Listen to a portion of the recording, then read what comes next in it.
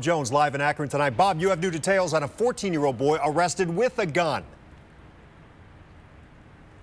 Well, Rob, according to an Akron police report, it was a loaded .22 caliber revolver, and police say it was the same gun pointed at two women while they were walking home early Saturday morning. We talked with both of them about the terrifying ordeal.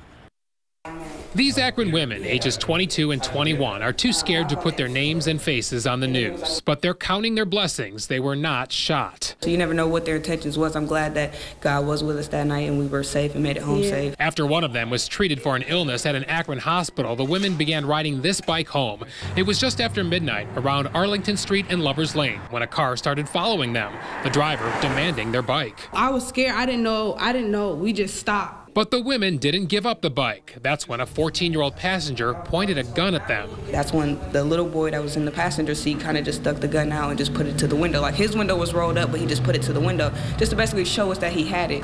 One woman got a license plate. The car stayed in the neighborhood and nearly hit them. He just kept saying like, hey, we're gonna hit you, like I'm gonna run you over. And they were, like she said, just laughing like it was funny. Officers tracked down the car along with a 14-year-old boy who police say had a loaded gun and crack in a baggie. It's ridiculous, and I think something should be done because kids that young, they're messing up their lives.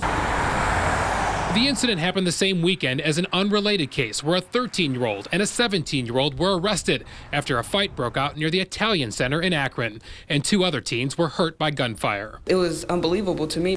Meantime, the women from the scary Arlington Street incident left to wonder, how are so many kids getting their hands on guns? Trying to scare people or whatever it is that they were trying to do to us. It was like, what? You're 14, you should be in the house.